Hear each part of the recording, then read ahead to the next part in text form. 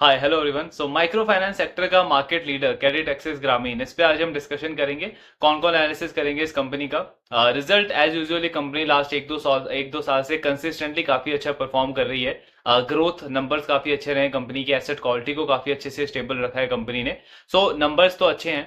कौन कौन एनालिसिस करेंगे देखेंगे, FY 25 के लिए ओवरऑल क्या गाइडेंस है कंपनी का, एंड क्या कोई अपॉर्चुनिटी लगती है इस स्टॉक के अंदर करंट लेवल्स पे। तो ये सारी चीजें डिस्कशन करेंगे। तो फर्स्ट ऑफ ऑल सीए ग्रामीण का कहना है कि 25 ईयर्स पुरानी कंपनी है ये। एंड पिछले 25 सालों से रूरल एरियाज में जो वुमेन है, उनका वुमेन की जो एंटरप्रेन्योरियल जर्नी होती है उनकी उस जर्नी में प्रेफर्ड फाइनेंशियल पार्टनर है सीए ग्रामीण पिछले 25 सालों से।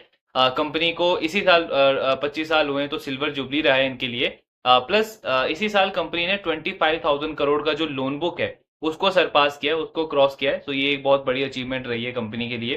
देन ग्रोथ के नंबर्स एज भी डिस्कस की काफी अच्छे रहे थे फोर्थ क्वार्टर में भी। 27% से कंपनी का लोन बुक ग्रो हुआ। देन अगर आप क्लाइंट एडिशन देखोगे तो 15% से कंपनी का क्लाइंट एडिशन ग्रो हुआ है। मतलब ऑलमोस्ट 49 लाख के आसपास टोटल क्लाइंट बेस है कंपनी का। FY 24 में हर मंथ कंपनी ने on an average 1.1 lakh new client acquire करे हैं। तो क्लाइंट एडिशन काफी स्ट्रांग रहा है कंपनी का throughout the year. Then expansion तो कर ही रही है कंपनी, पर साथ में डाइवर्सिफिकेशन भी है। तो ये जो इन्होंने 49 लाख टोटल जो इनका क्लाइंट बेस है, जो कि 15% से ग्रो हुआ है इस साल। इसमें कंपनी ने 44% जो क्लाइंट्स हैं वो अपने कोर ज्योग्राफी के बाहर के एरिया से एक्वायर करे हैं। कंपनी का कोर स्टेट कहाँ पे है? कर्नाटका में, तमिलनाडु में एंड महाराष्ट्र में। यहाँ पे कंपनी का कोर ज्योग्राफी है, काफी स्ट्रॉन्ग प्रेजेंस है। लेकिन इस कंपनी ने 44% जो नए क्लाइंट्स एक्वायर करें अपने बिजनेस में, वो इनके इन तीनों एरियाज के बाहर के ज्योग्राफी से आए हैं, जैसे एमपी है, राजस्थान है, एंड और भी कुछ स्टेट्स के अंदर इनकी प्रेजेंस है, तो वहां से आया है। तो उसका मतलब क्या है, एक्सपेंशन भी कर रही है कंपनी, प्लस साथ में डाइवर्सिफिकेशन भी कर रही है। रिटेल फाइनेंस जो पोर्टफोलियो है, वो कंपनी का ऑलमोस्ट 2.7% कंट्रीब्यूट करता है टोटल लोन बुक में। सो रिटेल फाइनेंस में एक तो इनका सबसे मेन प्रोडक्ट वही है इंडिविजुअल लोन, जो कि हर एक माइक्रो फाइनेंस लेंडर आज के टाइम पे क्या कर रहा है कि जो भी कस्टमर्स का ट्रैक रिकॉर्ड अच्छा रहता है, डिसिप्लिन, टाइमली वो रीपेमेंट करते हैं, उनको वो ग्रुप लेंडिंग से अलग करके इंडिविजुअली लोन ऑफर करते हैं, जिसमें टिकट साइज थोड़ा सा ज्यादा रहता है। इंटरेस्ट रेट भी कंपनी यूजली थोड़ा सा ज्यादा चार्ज करती है। तो ये तो एक एक प्रोडक्ट है इनका रिटेल फाइनेंस में। प्लस सीए ग्रामीण रिटेल फाइनेंस में इंडिविजुअल लोन के साथ में और भी 3-4 प्रोडक्ट्स ऑफर करती है, जैसे होम लोन है, मॉर्टगेज लोन है, टू व्हीलर लोन है, मैरिज लोन है, एजुकेशन लोन है। सो इस तरीके के अलग अलग प्रोडक्ट्स हैं, जिससे एक अच्छा खासा इनका डाइवर्सिफिकेशन हो जाता है। तो ये वाला जो पोर्टफोलियो है, ये कंपनी का 320% से ग्रो हुआ है ऑन वाई बेसिस। तो इसमें भी ग्रोथ काफी अच्छी रही है कंपनी के लिए। देन इनका अगर आप यील्ड देखोगे तो सीए ग्रामीण को लो कॉस्ट लेंडर बोला जाता है पूरी माइक्रो फाइनेंस इंडस्ट्री के अंदर, बिकॉज अगर आप इसका यील्ड देखोगे तो 21% का यील्ड है, 21% का यील्ड है इस कंपनी का। यूजुअली हम देखते हैं माइक्रो फाइनेंस कंपनीज का यील्ड जो है वो 25-26%, 24% तक रहता है। बट सीए ग्रामीण जो है वो काफी लो कॉस्ट चार्ज करती है अपने कस्टमर्स को। बट इसमें ऐसा नहीं है कि इससे इनके मार्जिन कॉम्प्रोमाइज हो जाते हैं। जैसे अगर आप बैंकिंग में देखोगे तो पीएसयू बैंक्स के यूजुअली प्राइवेट बैंक्स के कंपैरिजन में मार्जिन कम होते हैं, बिकॉज उनका यील्ड भी कम होता है। लेकिन सीए ग्रामीण के साथ में ऐसा नहीं है। यील्ड तो इस कंपनी का 21% है, जो कि बाकी प्लेयर्स के कंपैरिजन में काफी कम है। लेकिन इस कंपनी की जो मार्जिन है वो 13.1% है। तो वो एडवांटेज कहां पे मिलता है सीए ग्रामीण को? इनको एडवांटेज मिलता है इनके कॉस्ट ऑफ बोरोइंग में। कंपनी का जो कॉस्ट ऑफ बोरोइंग है वो 9.8% के आसपास है। मतलब वैसे तो अगर आप देखोगे तो इनका ऑलमोस्ट 97-98% लोन बुक जो है वो अनसिक्योर्ड है, लेकिन उसके बाद भी कंपनी का बोरोइंग कॉस्ट सिर्फ 9.8% है। तो ये एक्चुअली शो करता है कि इनकी क्रेडिबिलिटी कितनी अच्छी है मार्केट में compare to other micro finance players. So ये पॉइंट है। देन कलेक्शन एफिशिएंसी का नंबर भी अगर आप देखो तो काफी सॉलिड कलेक्शन एफिशिएंसी है। 98.3% की कलेक्शन एफिशिएंसी है इस कंपनी की। और ये नेट कलेक्शन एफिशिएंसी है। नेट कलेक्शन एफिशिएंसी का मतलब क्या है? इसमें पिछले क्वार्टर्स में जो जो पेमेंट ड्यू रह गई थी, जो ईएमआई ड्यू रह गई थी कस्टमर्स की, वो वाला इंक्लूडेड नहीं है। तो नेट नेट बेसिस पे 98% का कलेक्शन एफिशिएंसी का नंबर है। ये एक्चुअली में अगर आप देखोगे तो जो इंडिया के टॉप बैंक्स हैं, टॉप क्लास बैंक्स हैं जो HDFC bank, ICICI bank, Axis bank, इन बैंकों का 98% 99% कलेक्शन एफिशिएंसी का नंबर देखा जाता है, बिकॉज वो सुपर प्राइम कस्टमर्स के साथ में डील करते हैं। तो सीए ग्रामीण एक माइक्रो फाइनेंस लेंडर है, बट उसके बाद भी 98% का कलेक्शन एफिशिएंसी का नंबर मेंटेन कर रहा है। सो अगेन ये एक चीज शो करती है कि इनकी मॉनिटरिंग कितनी अच्छी है अपने एसेट क्वालिटी के ऊपर। देन ग्रॉस क्रेडिट कॉस्ट भी अगर आप देखोगे तो 2.06% के आसपास है। एंड अगर आप इसमें रिकवरी ऐड कर दो, जो बैड लोन से जो रिकवरी हुई है, तो नेट क्रेडिट कॉस्ट कंपनी का 1.8% के आसपास आ जाता है। हमने अरमान को डिस्कस किया था थोड़े टाइम पहले, तो उसका क्रेडिट कॉस्ट 2.5 से 3% के बीच में उन्होंने गाइडेंस दिया है। प्लस फ्यूजन का अगर आप देखोगे, फ्यूजन माइक्रो फाइनेंस तो ऑलमोस्ट 4% के आसपास के क्रेडिट कॉस्ट पे डील कर रहा है। सो हमको रेंज समझ में आती है कि कितना बड़ा गैप है बिटवीन सीए ग्रामीण and other players in the industry. Profit growth तो काफी सॉलिड है कंपनी की, 75% से कंपनी का नेट प्रॉफिट ग्रो हुआ है on a Y basis. Then ROA का नंबर भी सुपर सॉलिड है, 5.6% का आरओए का नंबर है। आरओई का नंबर कंपनी का ऑलमोस्ट 25% है। और सबसे इंपॉर्टेंट चीज, क्रॉस साइकिल अगर आप आरओए आरओई देखोगे इस कंपनी का पिछले 8 फाइनेंशियल ईयर्स का, पिछले 8 सालों का, मतलब पिछले 8 सालों में हमने देखा है बहुत सारे बड़े बड़े क्राइसिस भी रहे हैं। जीएसटी की वजह से काफी बड़ा इंपैक्ट पड़ा था, देन डीमोनेटाइजेशन था, आईएलएफएस क्राइसिस था, यस बैंक का क्राइसिस था, कोविड का क्राइसिस था। सो इतने सारे क्राइसिस के बाद भी अगर आप क्रॉस साइकिल आरओए आरओई देखोगे इस कंपनी का पिछले 8 सालों का, तो वो एवरेज है 3.6% के आसपास एंड आरओई है 15% के आसपास। आज के टाइम पे जबकि लेंडिंग के लिए बहुत अच्छा एनवायरनमेंट है, हर एक बैंक काफी अच्छा कर रहा है, अभी भी आपको बहुत कम ऐसे बैंक्स दिखेंगे जिनका आरओए 3% के आसपास भी है एंड या उनका आरओई 15% के आसपास है। तो ये अगेन एक एक एक एफिशिएंसी शो करता है इस लेंडर की, कि सिर्फ ऐसा नहीं है कि जब साइकिल अच्छा चल रहा है तभी ये बिजनेस अच्छा कर रहा है। कल को चल के इतने सारे साइकिल्स इन्होंने फेस किए, तो अगर डाउन टर्न भी आता है माइक्रो फाइनेंसिंग साइकिल का, तो उसमें भी ये चीज एक एक ट्रस्ट शो करती है इस बिजनेस के ऊपर कि ये अच्छे से डाउन साइकिल को भी मैनेज कर सकता है। इनके अर्निंग ग्रोथ इतने ज्यादा डिक्लाइन नहीं होंगे जितने बाकी प्लेयर्स के ऊपर इंपैक्ट पड़ सकता है। सो इनका ट्रैक रिकॉर्ड इस चीज को जस्टिफाई करता है। देन कंपनी ने डिविडेंड वगैरह भी अनाउंस किया है 10 रुपीज का इस फाइनेंशियल ईयर के अंदर। इसके बाद आगे का गाइडेंस दिया इन्होंने। सो FY25 के लिए, ऑल दो हमने ये रिजल्ट में भी डिस्कस किया था, तो कंपनी ने FY25 के लिए गाइडेंस क्या दिया है, 23 to 24% का ग्रोथ कंपनी टारगेट कर रही है अपने लोन बुक के अंदर इस फाइनेंशियल ईयर के अंदर। देन जो कॉस्ट ऑफ बोरोइंग है उसका कंपनी का कहना है कि ये मोर और लेस स्टेबल ही रहेगा, तो इसलिए मार्जिन आज तो हमारे 13.1% है, बट FY25 के लिए हम 12.8 से 12.9% के बीच में एक्सपेक्ट कर रहे हैं। मतलब माइनर सा डिक्लाइन, कोई मेजर डिक्लाइन कंपनी एक्सपेक्ट नहीं कर रही है अपने मार्जिन में। कॉस्ट टू इनकम का गाइडेंस कंपनी का 30% का है। सो इस साल भी 30% ही था, तो वो ऑलमोस्ट सेम रेट पे इन्होंने गाइडेंस दिया है। क्रेडिट कॉस्ट के लिए कंपनी ने 2.2% से 2.4% का गाइडेंस दिया है। तो क्रेडिट कॉस्ट कंपनी का एक्सपेक्टेशन है कि थोड़ा सा बढ़ सकता है FY25 के अंदर। और आरओए का नंबर वही 5.4-5.5%, मतलब ऑलमोस्ट सिमिलर लेवल्स पे आरओए का गाइडेंस भी यही 23-24% के रेंज में कंपनी ने FY25 के लिए दिया है। तो गाइडेंस अच्छा है। प्लस अगर आप अगले 4 साल का आउटलुक देखोगे इस कंपनी का, जो अगले 4 साल का गाइडेंस दिया है कंपनी ने टिल FY28 तक, सो उसमें कंपनी का कहना है कि हम 20 से 25% का ग्रोथ टारगेट कर रहे हैं अगले 4 साल के लिए, FY25 से FY28 तक। एंड बाकी के पैरामीटर जितने भी है, कॉस्ट टू इनकम, मार्जिन, आपका आरओई का नंबर, आरओए का नंबर, क्रेडिट कॉस्ट का नंबर, ये सारे कंपनी ने सेम गाइडेंस दिया है अगले 4 साल के लिए भी। तो अब इसमें एक चीज हमको समझ आती है कि कंपनी ने ग्रोथ गाइडेंस तो घटाया है। अभी कंपनी ऑलमोस्ट 27-28-30% पे ग्रो किए इन्होंने कुछ क्वार्टर्स में, बट अब कंपनी 20 से 25% के लेवल्स का ग्रोथ टारगेट कर रही है। वो यूजली लॉजिकल भी है, बिकॉज अगर आप देखो तो इनका साइज भी काफी बड़ा है compare to other players. 25,000 crore का लोन बुक है, जबकि हम अरमान को देखते हैं तो उसका 2,500 करोड़ का लोन बुक है, 2,500 करोड़ का लोन बुक है। तो 10 टाइम्स का डिफरेंस है। अब अरमान जो कि इतना छोटा प्लेयर है, अगर वो 25-30% का गाइडेंस दे रहा है, तो सीए ग्रामीण जो कि 10 टाइम बड़ा है साइज में, अगर वो 20 से 25% का गाइडेंस देता है अगले 3-4 साल के लिए, तो ऑब्वियसली ये काफी अच्छा गाइडेंस है कंपनी के पॉइंट ऑफ व्यू से अगर हम समझें। प्लस इसमें एक और फैक्टर क्या है कि लोन बुक का ग्रोथ का गाइडेंस तो कंपनी ने 20 से 25% का दिया है, लेकिन अगर आप इनका कॉस्ट टू इनकम का गाइडेंस देखोगे तो वो कंपनी ने बिल्कुल स्टेबल बोला है। मतलब कंपनी ने बोला कि कॉस्ट हमारा ज्यादा बढ़ने नहीं वाला। वैसे ही सीए ग्रामीण काफी एफिशिएंट लेंडर है, बिकॉज अगर आप इनके ओपेक्स टू एयूएम को देखोगे और बाकी एनबीएफसी के साथ में कंपेयर करोगे तो बहुत सारे मिड साइज एनबीएफसी को भी आउट परफॉर्म करती है सीए ग्रामीण। तो इससे हमको पता चलता है कि कॉस्ट काफी अच्छे से मैनेज करती है कंपनी। तो लोन बुक का ग्रोथ गाइडेंस है 20 से 25%। कॉस्ट टू इनकम कंपनी का स्टेबल रहने वाला है 30% के आसपास, मतलब कॉस्ट कोई बहुत ज्यादा नहीं बढ़ेगी। एसेट क्वालिटी पे भी कंपनी का कहना है कि स्टेबल ही रहेगा, क्रेडिट कॉस्ट माइनर सा बढ़ेगा 2.2-2.4% के बीच में। तो इसका मतलब क्या है कि ऑपरेटिंग लिवरेज मिल सकता है इस बिजनेस को, विच मीन्स कि 20-25% की ग्रोथ के साथ में ऑलमोस्ट 30% का पैट ग्रोथ जो है वो कंपनी डिलीवर कर सकती है। ऑब्वियसली वो हमको ट्रैक करते रहना पड़ेगा, लेकिन अभी तक का अगर हम परफॉर्मेंस देखें, ट्रैक रिकॉर्ड देखें और जो आउटलुक अभी लग रहा है इस कंपनी का, वो पॉसिबल है कि 25 से 30% का पैट ग्रोथ कंपनी डिलीवर कर सकती है अगले 3-4 साल तक। तो गाइडेंस के पॉइंट ऑफ व्यू से तो कंपनी ने काफी अच्छा गाइडेंस दिया है।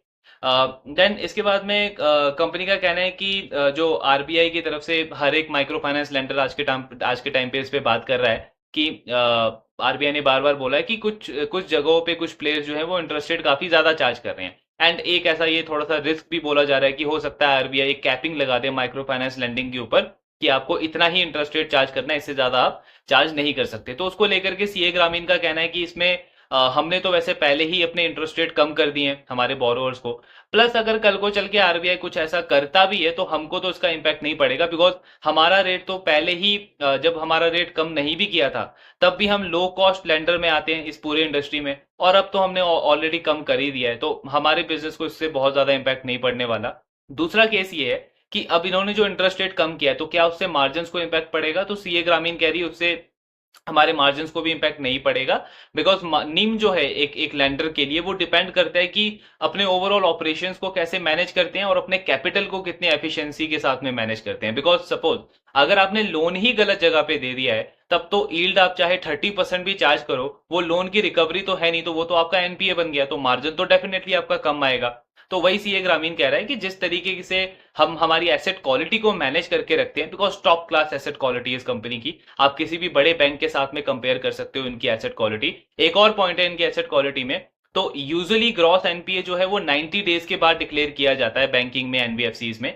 सीए ग्रामीण जो है वो 60 डेज के बाद ही डिक्लेयर कर देता है ग्रॉस एनपीए को कि ये हमारा एनपी हो गया, मतलब 2 महीने हो गए ईएमआई नहीं आई, ये कस्टमर हमारा एनपी हो गया। तो ये क्या शो कर रहा है कि ये लैंडर काफी ज्यादा कंजर्वेटिव है, और दैट इज द रीजन कि इतना मतलब एग्रेसिव एसेट क्वालिटी के पैरामीटर्स को रखते हुए भी इनके ग्रॉस एनपीए के नंबर जो है वो काफी स्टेबल हैं, काफी अच्छे नंबर्स कंपनी ने रिपोर्ट किए हैं। अगर आपको याद होगा तो लास्ट क्वार्टर में कंपनी का थोड़ा बहुत फ्लड का इशू पड़ा था, तमिलनाडु में जो फ्लड आया था पिछले साल, उसके उससे थोड़े बहुत माइनर से डिटोरिएशन हुआ था कंपनी के एसेट क्वालिटी में, लेकिन इस क्वार्टर में अगेन कंपनी ने कितना अच्छा कमबैक किया, दोबारा से बहुत अच्छी इंप्रूवमेंट दिखाई अपने एसेट क्वालिटी के अंदर।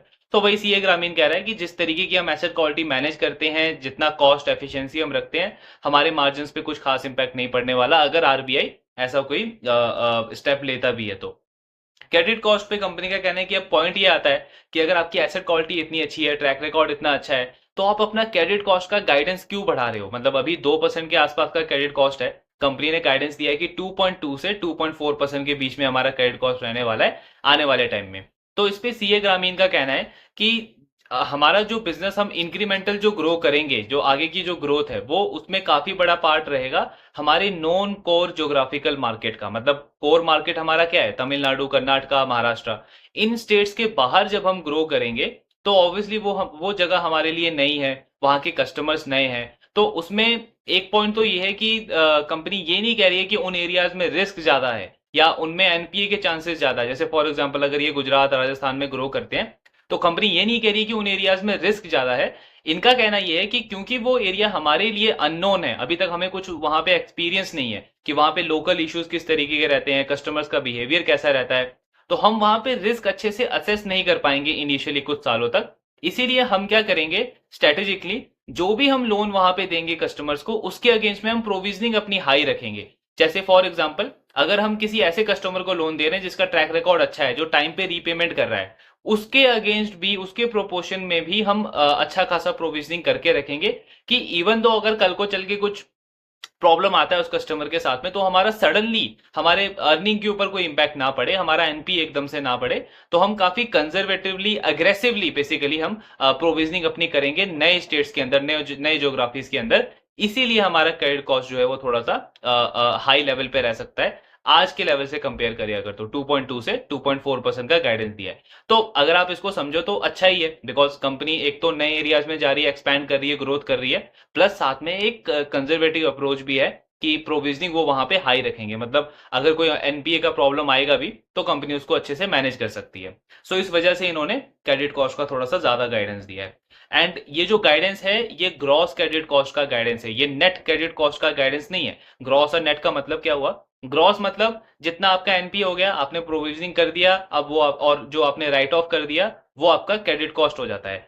नेट का मतलब क्या हुआ कि रिकवरी कितनी आई है, जो बैड लोन मैंने राइट ऑफ कर दिया या जो लोन मेरा बैड लोन हो गया, एनपी हो गया, उसमें से जो रिकवरी आई है उसको नेट, उसको माइनस करके हमारा नेट क्रेडिट कॉस्ट बनता है। तो कंपनी ने ये ग्रॉस क्रेडिट कॉस्ट का गाइडेंस दिया है 2.2 से 2.4% के बीच में। इसके बाद इनका रिटेंशन नंबर तो सॉलिड रहता है, ये सीए ग्रामीण का 88% का रिटेंशन है कंपनी का। देन कंपनी का कहना है कि जो वही पुराने मार्केट्स में हमें कस्टमर को अच्छे से हम हमारा एक बॉन्ड बना हुआ है, हम उनके लेवल्स को अच्छे से जानते हैं, लोकल इश्यूज को काफी अच्छे से जानते हैं, तो वहां पे हम रिस्क को अच्छे से मैनेज कर सकते हैं। इसीलिए हम वहां पे इतनी हाई प्रोविजनिंग नहीं करते हैं और उसके बाद भी एसेट क्वालिटी मैनेज रहती है। लेकिन नए एरियाज में बिकॉज ऑब्वियसली वो अननोन एरिया है तो थोड़ा सा रिस्क रहेगा, इसीलिए हम अपना प्रोविजनिंग वहां पे ज्यादा रखेंगे। अब रिस्क कैटेगरी में इन्होंने कुछ स्टेट्स को रखा है, तो कंपनी का कहना है जैसे एमपी, छत्तीसगढ़, राजस्थान, गुजरात, ये स्टेट्स जो है ये थोड़े से हाई रिस्क कैटेगरी के अंदर डाला है कंपनी ने। एंड यूपी, बिहार जैसे स्टेट जो है इनको कंपनी ने मीडियम रिस्क की कैटेगरी में डाला है। एक पॉइंट यहाँ पे समझना इंपॉर्टेंट है, ये सीए ग्रामीण ने अपने बिजनेस पॉइंट ऑफ व्यू से बोला है। कंपनी ये नहीं कह रही है कि एमपी में या छत्तीसगढ़ में या गुजरात में, राजस्थान में अगर कोई माइक्रो फाइनेंस लेंडर लोन दे रहा है तो मतलब एनपीए बहुत बढ़ने वाला है, बहुत हाई रिस्क है। कंपनी का वो कॉन्टेक्स्ट नहीं है। कंपनी इस कॉन्टेक्स्ट में कह रही है कि यहाँ पे हमको लगता है कि थोड़ा सा अननोन वाला जो फ्लेवर है वो थोड़ा सा ज्यादा है हमारे लिए, इसीलिए हम यहाँ पे हाई प्रोविजनिंग करेंगे। तो उस कॉन्टेक्स्ट में कंपनी इन इन स्टेट्स को थोड़ा सा हाई रिस्क कैटेगरी के अंदर बोल रही है। इसका हमें कोई एक जनरल स्टेटमेंट नहीं बनाना है कि पूरे सेक्टर में ही ऐसा हो गया कि गुजरात में लोन देना मतलब कि बहुत बड़ा एनपीए का प्रॉब्लम होने वाला है। सो वैसा नहीं है, ये कंपनी अपने पॉइंट ऑफ व्यू से बोल रही है। तो ये इन्होंने कैटेगराइज किया हुआ है। इसके बाद ग्रोथ कहां से आएगी, कितनी आएगी? सो कंपनी का कहना है कि जो हमारे कोर मार्केट्स हैं वहां से 10 to 15% की ग्रोथ आएगी, और जो हमारे नॉन कोर मार्केट्स हैं वहां पे 25% से ज्यादा की ग्रोथ रहेगी। ऑब्वियसली बिकॉज वहां पे साइज छोटा है, बेस छोटा है, तो क्यूमुलेटिवली हमारा वही 23 से 24% का जो गाइडेंस है वो हम इजिली अचीव कर लेंगे। अब पॉइंट आता है कि अगले 4 साल का जो आपने 20-25% का ग्रोथ का गाइडेंस दिया है, तो उसमें सेक्टर का क्या पर्सपेक्टिव रहता है? तो ये बहुत इंपॉर्टेंट पार्ट है। तो कंपनी क्या कह रही है, सीए ग्रामीण का कहना है कि माइक्रो फाइनेंस के लिए टारगेट कस्टमर कौन होते हैं?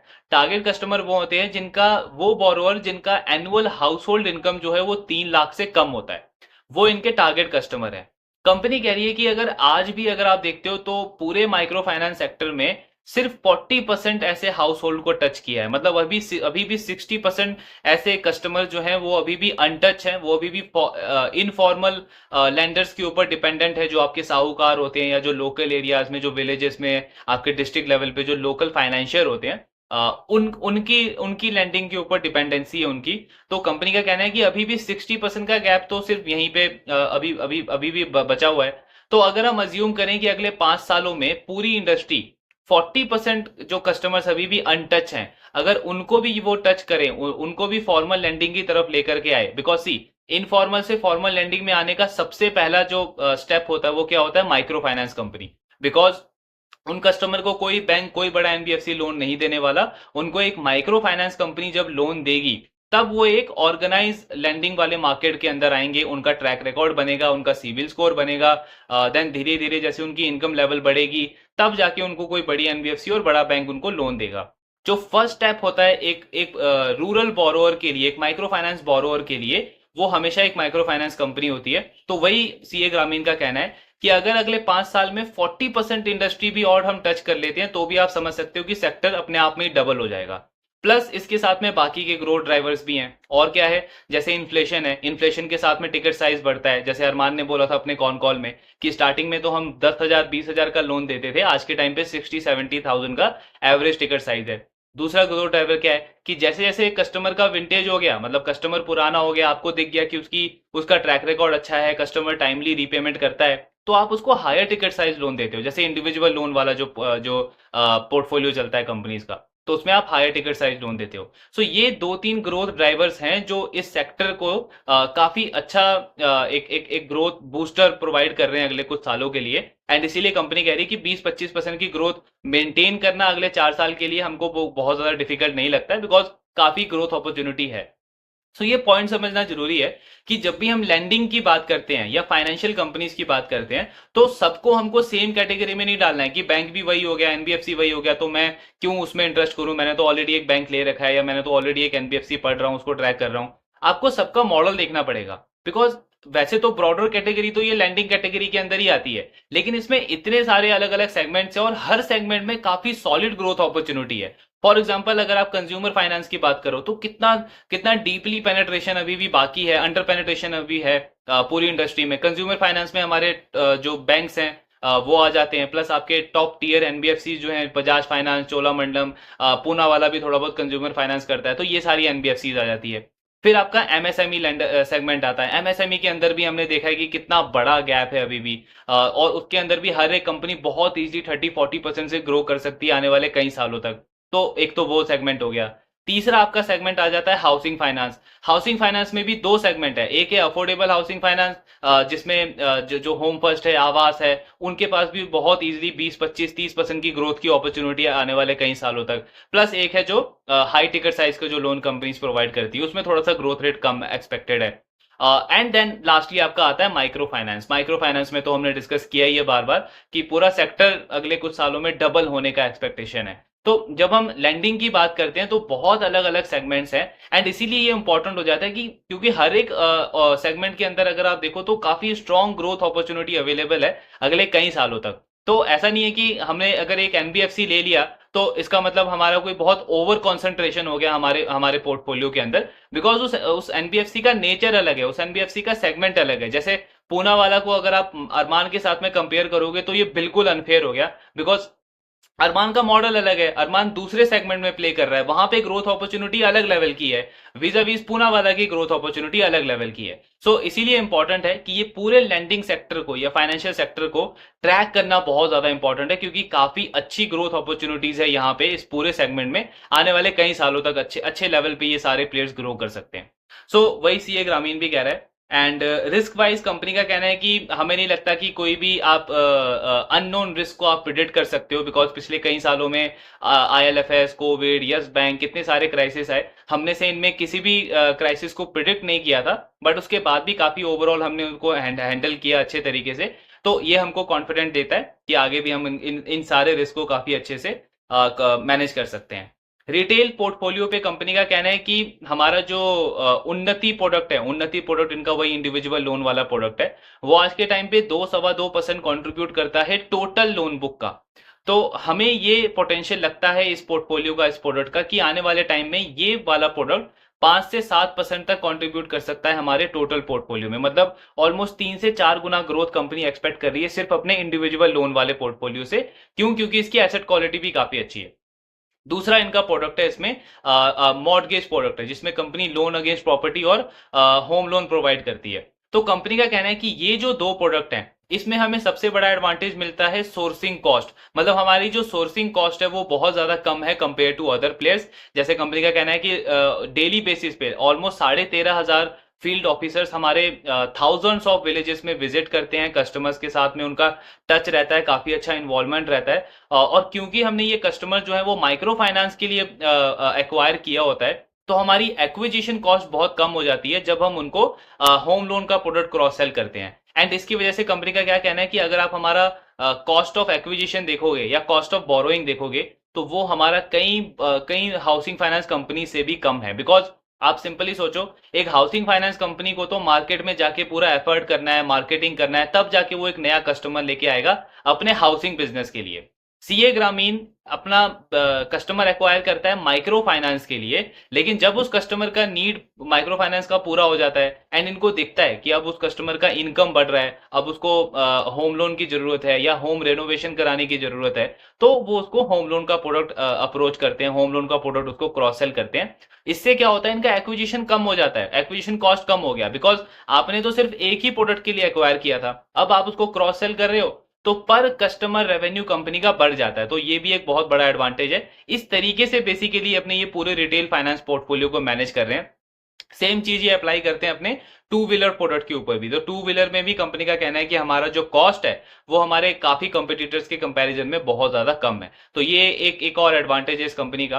प्लस कंपनी कह रही है कि अगर आप हमारा टोटल यील्ड जो है माइक्रो फाइनेंस का वो 21% है, और अगर आप बाकी प्रोडक्ट्स का भी देखोगे तो एक्सेप्ट होम लोन को छोड़ के बाकी जितने भी प्रोडक्ट्स हैं उनका यील्ड मोर और लेस माइक्रो फाइनेंस के आसपास ही आता है। होम लोन का थोड़ा सा कम है। अब इसमें पॉइंट ये होता है कि कल को चल के अगर आपका होम लोन का बिजनेस बढ़ता है तो क्योंकि उसका यील्ड बाकी प्रोडक्ट से यील्ड से कम है, तो क्या आपका ओवरऑल जो यील्ड है वो कम होगा। तो इस पे कंपनी कह रही है कि हमको ये चीज अच्छे से पता है कि वो इफेक्ट कर सकता है, इसीलिए जैसे जैसे होम लोन का जो यील्ड है वो बढ़ेगा, सॉरी होम लोन का जो शेयर है टोटल लोन बुक में वो इंक्रीज होता जाएगा, तो हम कोई ना कोई वे फिगर आउट करके उस चीज को मैनेज करेंगे कि वो वाला बिजनेस हमारे टोटल यील्ड को इम्पैक्ट ना करे, नेगेटिवली इम्पैक्ट ना करे। सो ये ओवरऑल इनका फोकस है। देन रिटेल फाइनेंस पे ही कंपनी कह रही है कि आज तो ये 3% कंट्रीब्यूट करता है, लेकिन FY28 तक हमारी एक्सपेक्टेशन है कि ये पोर्टफोलियो हमारे टोटल पोर्टफोलियो का 10 से 15% कंट्रीब्यूट कर सकता है। मतलब ऑलमोस्ट 4 से 5 गुना, 4 to 5x company growth expect कर रही है अपने रिटेल फाइनेंस वाले पोर्टफोलियो से। एंड कंपनी का कहना है कि ये बहुत ईजी है, बिकॉज आज जो हमारा कस्टमर बेस है अगर उसमें से सिर्फ 10% कस्टमर्स को भी हम क्रॉस सेल कर देते हैं बाकी के प्रोडक्ट्स, तो भी ये नंबर बहुत इजीली अचीवेबल हो जाएगा। तो इसलिए इस ग्रोथ को लेकर के हम ओवरऑल काफी ज्यादा कॉन्फिडेंट है। बाकी इन्होंने कर्नाटका के लिए भी वही गाइडेंस दिया कि 18-20% की ग्रोथ कर्नाटका भी बहुत इजीली डिलीवर कर सकता है अगले 3-4 सालों तक। सो ये ओवरऑल कौन कौन एनालिसिस था सीए ग्रामीण का। नंबर्स काफी अच्छे हैं, एक बहुत एफिशिएंट लेंडर है ये पूरे माइक्रो फाइनेंस इंडस्ट्री के अंदर। एसेट क्वालिटी टॉप क्लास रहती है इस एनबीएफसी की। एंड आगे का गाइडेंस भी अगर हम देखें तो काफी अच्छा गाइडेंस दिया है, 20-25% की ग्रोथ का गाइडेंस दिया है कंपनी ने अगले 3-4 सालों के लिए। सो गाइडेंस अच्छा है, नंबर्स अच्छे हैं, परफॉर्मेंस अच्छी है। अब स्टॉक अपॉर्चुनिटी वाइज अगर हम देखें तो इसका स्टॉक जो है वो ऑलमोस्ट 3.2 3.3 के प्राइस टू बुक पे ट्रेड कर रहा है। सो अपॉर्चुनिटी वाइज ऑब्वियसली यहाँ पे अरमान थोड़ा सा बेटर लगता है, बिकॉज अरमान का स्टॉक का अगर आप प्राइस टू बुक देखोगे तो 2.7 है। प्लस सतिन क्रेडिट केयर को भी अगर आप इसमें इंक्लूड करो, बिकॉज वो बिजनेस भी पिछले 1-2 साल से कंसिस्टेंटली अच्छा करता आ रहा है, अभी भी परफॉर्मेंस अच्छी है, आगे का गाइडेंस उसका भी अच्छा है, 25% का ग्रोथ का गाइडेंस है। बट उसका स्टॉक का भी अगर आप देखोगे तो ऑलमोस्ट बुक वैल्यू के पास पड़ा हुआ है स्टॉक, 1 के प्राइस टू बुक पे वो स्टॉक ट्रेड कर रहा है। सो आई एम नॉट सेइंग कि सतिन का जो वैल्यूएशन है वो सीए ग्रामीण के लेवल का होना चाहिए, बिकॉज दोनों में बहुत बड़ा गैप है। सीए ग्रामीण एक कंसिस्टेंट परफॉर्मर रहा है, सतिन एक टर्न अराउंड बिजनेस रहा है जो कि पिछले 2-3 साल में लगातार अच्छा कर रहा है। तो सतिन को यहाँ पे और कंसिस्टेंसी शो करनी पड़ेगी उस लेवल की वैल्यूएशन को अचीव करने के लिए। बट डेफिनेटली अगर ये परफॉर्मेंस रहती है सतिन की तो उसका स्टॉक एक अच्छी री रेटिंग डिजर्व करता है। सो अपॉर्चुनिटी वाइज अगर हम देखें पूरे माइक्रो फाइनेंस सेगमेंट में तो अरमान बेस्ट प्लेयर लगता है, एंड उसके बाद सतिन जो है उसमें एक और री रेटिंग की अपॉर्चुनिटी लगती है। तो ये जो दो प्लेयर्स हैं ये काफी अच्छे लेवल्स पे लग रहे हैं इस पूरे सेगमेंट के अंदर।